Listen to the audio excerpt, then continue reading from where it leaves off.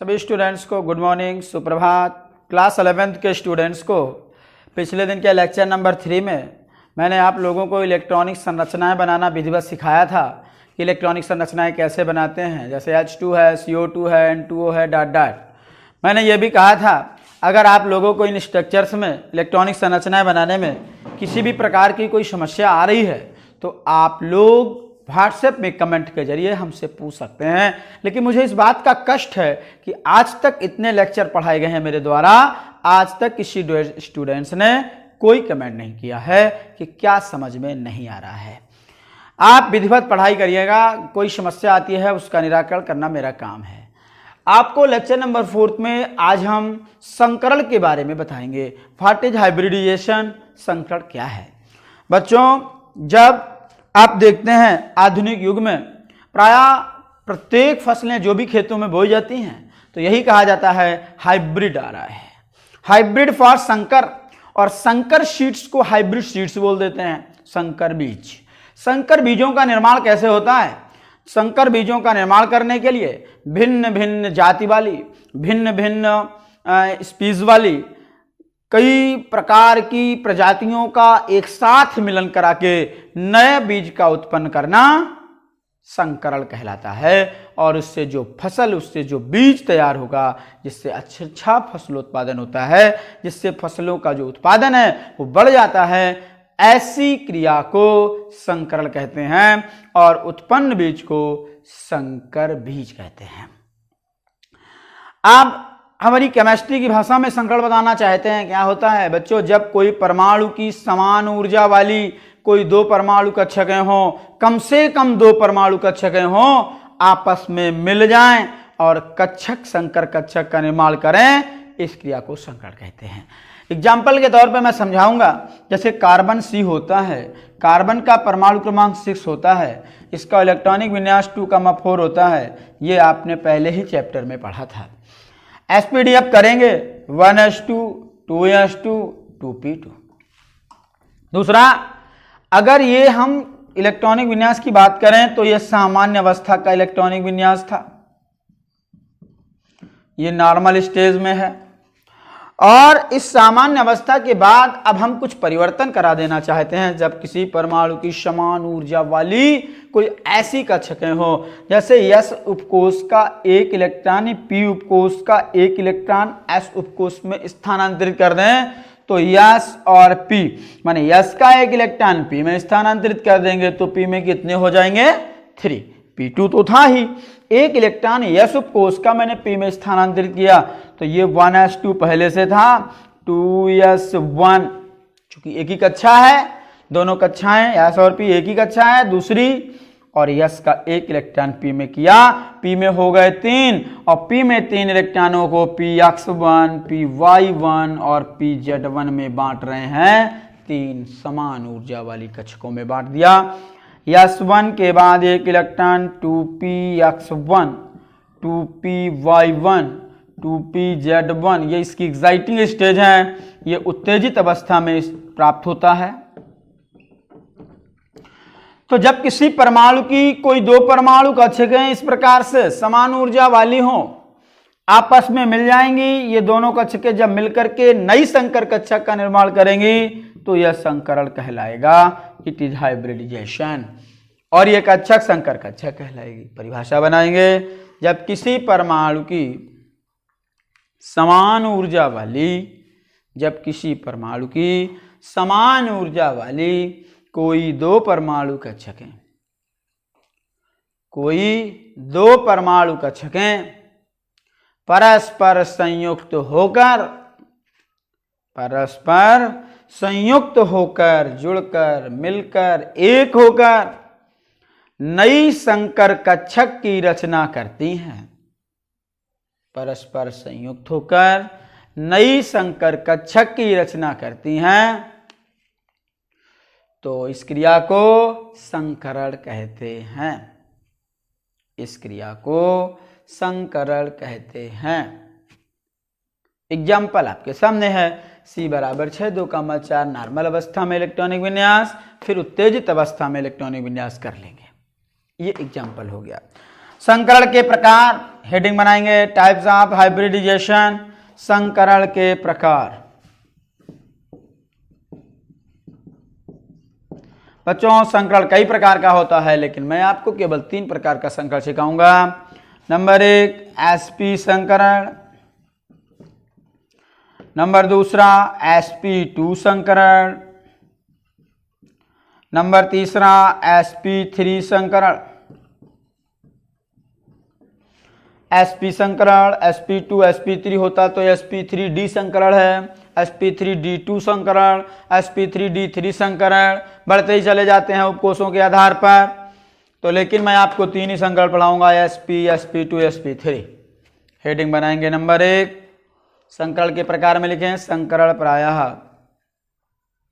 3 प्रकार का होता है। नंबर 1 sp संकरण बिना हेडिंग के, नंबर दूसरा sp2 संकरण,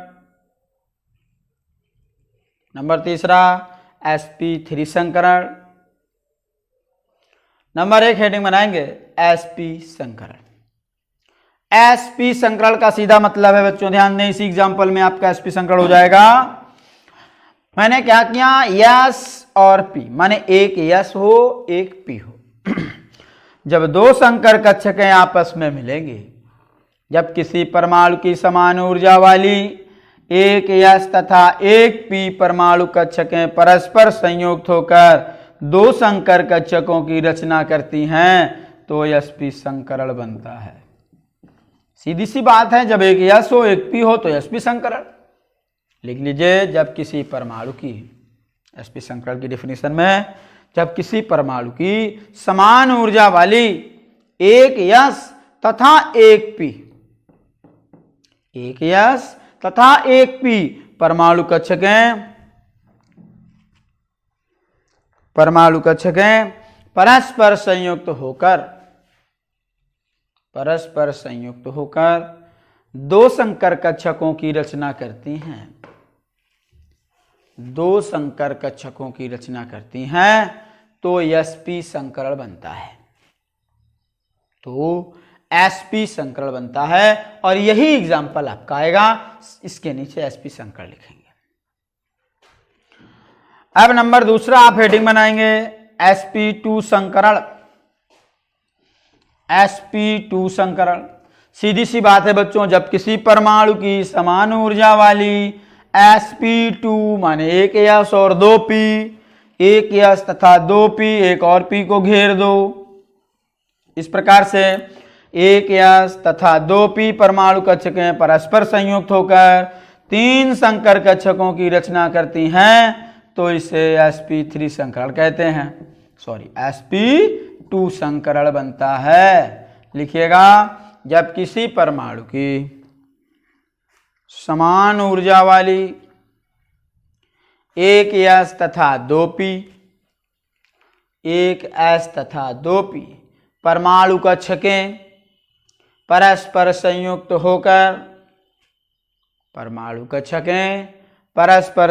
होकर 3 संकर कक्षकों की रचना करती हैं,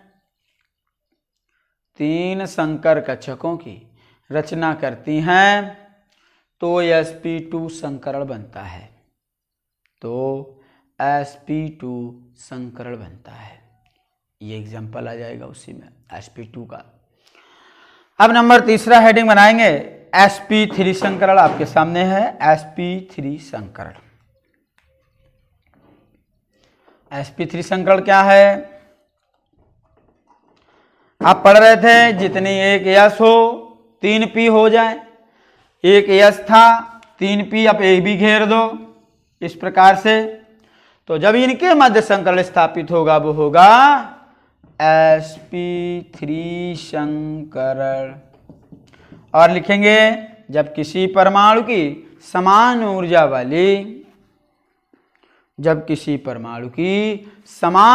वाली एक यस तथा 3p, एक s तथा 3p परमाणु कक्षकें परस्पर संयुक्त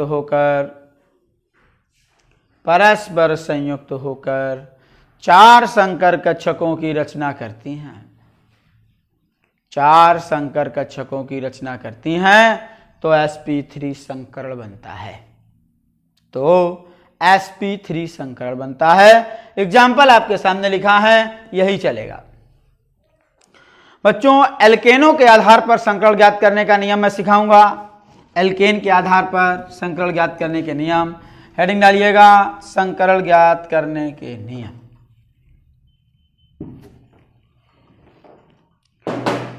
संकरण ज्ञात करने के निम्न नियम हैं, संकरण ज्ञात करने के निम्न नियम हैं। नंबर 1,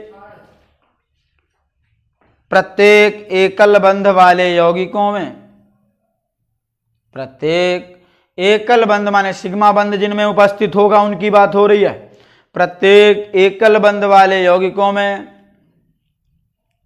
sp3 संकरण उपस्थित होता है, sp3 संकरण उपस्थित होता है। एग्जाम्पल में लिखेंगे, जैसे बच्चों मैंने लिखा CH4, इसमें संकरण की बात करें तो इसकी स्ट्रक्चर बनाना मैंने पीछे सिखाया था। सारे हाइड्रोजन परमाणु कार्बन परमाणु से एकल बंध से जुड़ जाएंगे, ये मेथेन थी, और इसमें संकरण अगर बताएंगे तो समस्त बंध एकल बंध हैं, इसलिए संकरण होगा sp3।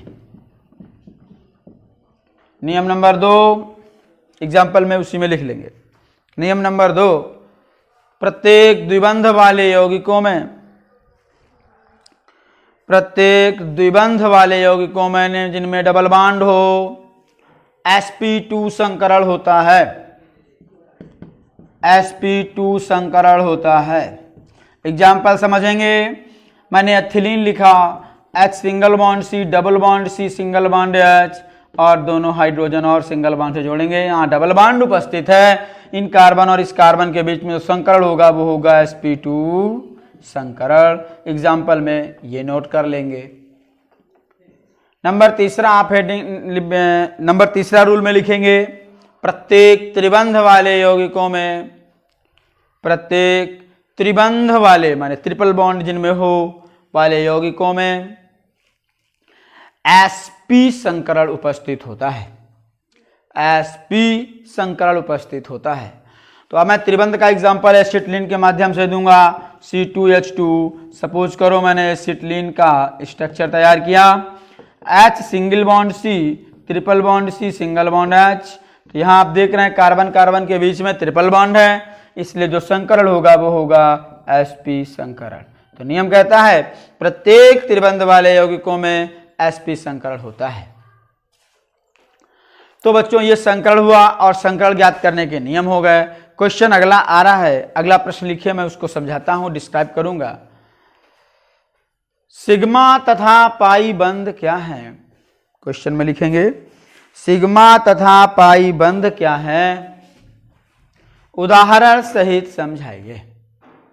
सिग्मा तथा पाई बंध क्या है, उदाहरण सहित समझाइए।